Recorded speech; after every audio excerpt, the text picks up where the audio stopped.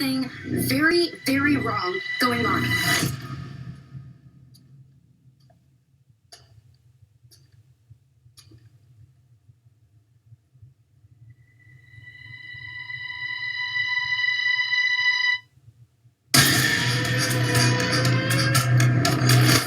What am I looking at?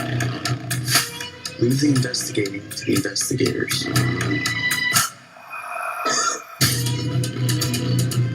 I've never seen anything like that in my life. Are you watching? Are you watching? Are you watching?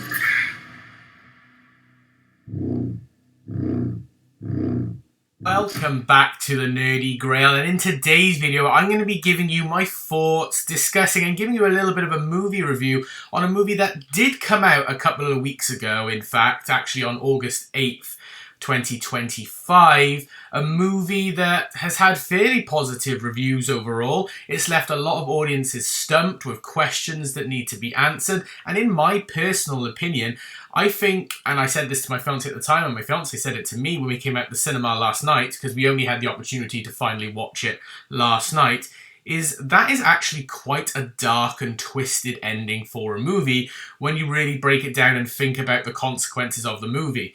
Obviously, I'm of course, if you've seen the thumbnail and all, I'm of course talking about the movie Weapons, which wasn't initially on my radar of movies to watch in 2025 when I was doing like my most anticipated or my predictions for what movies I want to see this year. But obviously, when the trailers started dropping, the concept sounded really, really interesting. And I was like, I've got to check this out. And the first trailer made it sound like a bit of a mystery, but then the later trailers made it seem to be more of a horror movie. And that is actually what it's listed as a horror mystery, which is a really nice and interesting combination of genres to have. And so in today's video, I'm going to have a little bit of a talk through of the movie, what I think about it, the plot, some of the characters of the movie. And I think we got to talk about that ending because it is really dark and really gruesome and actually ends quite abruptly, if I'm perfectly honest. But yeah, I did overall enjoy the movie. I am one who's going to be talking about it more positively, but that doesn't mean that there isn't a few things that I am going to be a bit nitpicky on. But without any further ado, let's jump straight into my review of Weapons. So, as I mentioned earlier, this movie was released on the 8th of August 2025, so it's been out for a couple of weeks now, and for the majority of people, it has been seen quite positively, with it for some being seen as quite intense, quite suspenseful, and at least for me, like I said earlier, a quite dark and twisted ending when you really break it down and think it through. But this was directed, produced and written all by the same person. There was a few other people as well involved, but this was predominantly done by Zach Cregger. And also what I found quite interesting, they do it at the start of the film, they do it a couple of times in between certain scenes of the film, and obviously do it right at the end. This has actually got narration done by a child narrator known as Scarlett Shear, which she has a very soothing, calming voice, but also quite creepy in the way that she narrates the movie and tells you about the events that's going on. So really unnerves you from the get-go. And she's almost like telling it from the future. So she's like, now I'm going to tell you what's already happened. We're going to go back and see the events that's already happened. And that's sort of what happens at the start. So this movie had a budget of roughly 38 million. And so far at the box office has made 161.9 million. So it's not doing too badly. Obviously it can still do better, but it's doing decently well for a movie of this sort of scale. And has a runtime of approximately 128 minutes. So it's about a 2-hour, 8-minute movie. And you can feel it. At times, it does drag in places, which is a little bit of a negative I have of the movie. But I think overall, because of the mystery that they're trying to get you to piece together yourself, through the way that they do the movie, you sort of are engaged and sort of, you don't notice the runtime as much. So what is the actual premise of Weapons? Well, this is the thing that sort of hooked me in, is the fact that in this school, in this town of Maybrook, Pennsylvania, at exactly 2:17 in the morning, 17 children just decided to all get up, leave their homes, and run off into the darkness with their arms at their sides, or as me and my fiance were saying at the end, they were like Naruto running, running into the darkness, never to be seen again. And then the next day in school, only one child, known as Alex Lilly, turned up to class. So it was a class of 18 and only one came back. Only one child remained, and the other 17 went missing, never to be seen again. And then obviously the community goes haywire. They start asking questions. Why was it only one class? What was the teacher involved? What did she do? Was it planned? You know, and obviously questions start unfolding. The mystery starts unfolding. The poor teacher gets interrogated, you know, and is seen as like a witch amongst the community. And they don't believe that she's innocent no matter how many times they plead her innocence. But yeah, that's sort of the basic premise of the movie, and they sort of let you run with that then through the whole movie. Like I said, really good premise. It's like, well, what happened to the kids? Why did they all do it at the same time? You know, and they were from different parts of the town, different streets. They weren't all on the same street, you know, and they all then headed in the same direction. So there is that sense of mystery.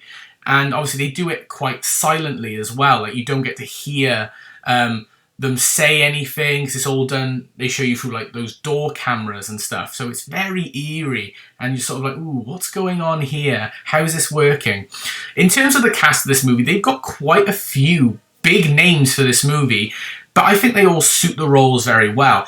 So our main star, so to speak, or our main protagonist character that obviously we're joined for the journey, is Julie Gardner's character of Justine Gandy, she's the teacher whose class of kids has gone missing, and she's the one who's being scrutinized and, you know, being interrogated and seen as a witch, you know, because she's made her class disappear and they're not understanding what's going on. Obviously, as a result of that, she's turned to drinking, she's stressed, she feels lonely, she's stressed, you know, there's lots going on, so she breaks down her relationships. She's told to stay away from the one child that remains, Alex, who they move him to another class so that she can't interact with him. They give her time off work so that it can all cool down. So she's the first main character that you follow, and they do it in sort of chapter style. So there's a bit of a title card where the screen goes black. Once they've told you the events of what's happening, once the kids have gone, they do like a blank screen and then just put the name Justine. And then what you do is you see the story, the first bit of it, through her perspective. Her going to work and discovering the kids are missing. Her getting interrogated by like the police and by the parents at a meeting. This committee gathering where they're trying to find out the answers. You know, you see her go to the shops and buy alcohol where she's being followed by people. You see her go home and being stalked. She wakes up the next morning with witch written on her car. You know, you get to experience what she's experiencing. And once you've done her section, you then cut to another character's one, this time Archer Graff in particular, who's played by Josh Brolin, who, if you know him, in particular, you might know him he does lots of roles, but, you know, for us, like, superhero fans, you know, he was Cable in Deadpool 2 and obviously Thanos in the MCU. And he's the father of one of the missing children, his son Matthew, who was actually, I believe, kind of a bully towards the one kid who does remain, Alex. But you see it from his perspective. He's sleeping in Matthew's room because obviously he misses his son. And he's like having nightmares and visions about where his child could have gone and what happened. He refuses to let it go. You see that he's actually the one who wrote witch on the side of Justine's car, has been following her when she went to get whiskey. So they're piecing little bits together as you go along. He has like visions of where the child could be, where he gets like an out-of-body experience and travels in the direction that Matthew went, finds this house. There's a really weird shot of like a gun over the top of a particular house with the words 217, meaning that you sort of come to realization that all the kids are being used as like weapons, but I'll get to what I mean by that later. And then he snaps back out of it. But he starts then going on a mission to try and work out where the kids could have gone. So he gets a map and he starts traveling around different locations, visiting different houses to see the footage of that particular child who went missing, and draws circles to try and pinpoint where all these places like collide with each other to see where the location of the children could be. He does encounter Justine again, who is at a petrol station, but then Justine ends up getting attacked by her boss, Marcus Miller, who is the school principal of Maybrook, of the primary school that they're at, or the school that they're at. but his eyes are like bloodshot red, and he's like going for the attack, and he's running a bit like the children. But then it cuts away then from Archer, and you get to see from a different character's perspective. You get to see from Paul's perspective, who you met Paul in the Justine section, who is like he's a copper who sort of has a on-off relationship with Justine, although he is sort of like married to this other woman called Donna. In the Justine section, he met her at a bar and had a drink, and ended up going home and sleeping with her. Which you don't find out all the details until Paul's section, but you find out that Paul's a bit of a corrupt cop at the same time, because he ends up getting into some altercations with a homeless drug dealer known as James, who James is quite pivotal to the plot, to be honest, because he brings it all together. And you find out that he sort of accidentally assaulted him, and so is trying to hide the truth from his chief, who his police chief is actually the dad of his wife. And so you sort of, it's a very complicated relationship together, but you piece more stuff together. You then get to see the story from James's perspective. So James, played by Austin Abrams, who does a really good job at this, playing this like he's a drug addict who's homeless, who also tries to steal stuff to make money, who lives in a tent in the middle of the forest, but he's going around vandalizing, stealing stuff to get by. You know, he pickpockets people, but he ends up encountering, not only he goes into Alex's house and discovers that actually the missing children are all in the basement of Alex Lilly's house, but he also bumps into a character, gives us the first glimpse of a character who's also pivotal to the missing children, and that is the character of, played by Amy Madigan, I think is her name, yeah, I wrote it down here, Amy Madigan, who plays Gladys, who is very, very creepy, and is supposedly the aunt of Alex. So you bump into him. You get to see other perspectives of the story as well. You get to see through Marcus, so the school principal's perspective as well, who has had many conversations with Justine, telling her to stay away from Alex, even though she can't help but follow Alex to find out what's going on, because she's trying to clear her name for good and prove that I am innocent. You find out that Marcus has actually got a husband, so lives with a husband known as Terry. And you find they piece together why Marcus ended up attacking Justine is because Gladys, who is Alex's supposed aunt, who'd come over to stay with Alex for a little while, but ends up, we find out that she's actually doing some form of like voodoo witchcraft, so to speak, in order to, because she's very sick and actually she could potentially be dying, and so we find out that she is sort of toying with the idea of like witchcraft and voodoo and magic and sort of things, and so uses like this stick and ties like hair around it to control people. And we find out that she's been like taking hair and like objects of value off certain people and using those to control them and turn them into these weapons, which will then like hunt down and can hurt people, kill people, do whatever. And we find out that she's, because Marcus said that he might have to go to the police about the disappearance of these kids, and because the parents won't come and speak to him because Gladys has already dealt with them and put them under her spell, she then puts him under a spell and sends him to go and get Justine to get her out of the picture. So we find out that Gladys is actually behind all this, and she's controlling the parents of Alex. She's got Alex under her thumb. We find out that she actually asked Alex to get like an item of value off all the kids in her class so that she can take the kids. And what my fiance is sort of getting the idea of, and what I sort of believe as well, is that she's sort of using the children in order to rejuvenate herself and make herself better, which is why she keeps the children locked away in the basement and doesn't let them go. So we find out that that's happening at the same time.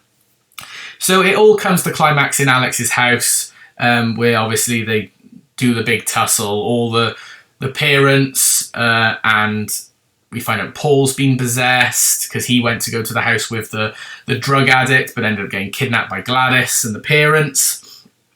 And they all have this big fight. Josh Brolin's character of Archer teams up with Justine to help find the kids. And basically Gladys's magic gets turned on herself, and there's a really hilarious scene where she's getting chased at the end of the movie by like a whole bunch of kids who are bashing through the houses, and they end up tearing her to shreds in the end, in one of the most goriest scenes I've seen in a long time in a film. It was disgusting, like Terrifier levels almost of gore, the way they were like tearing her skin and her flesh and pulling her bones. Oh, it was disgusting.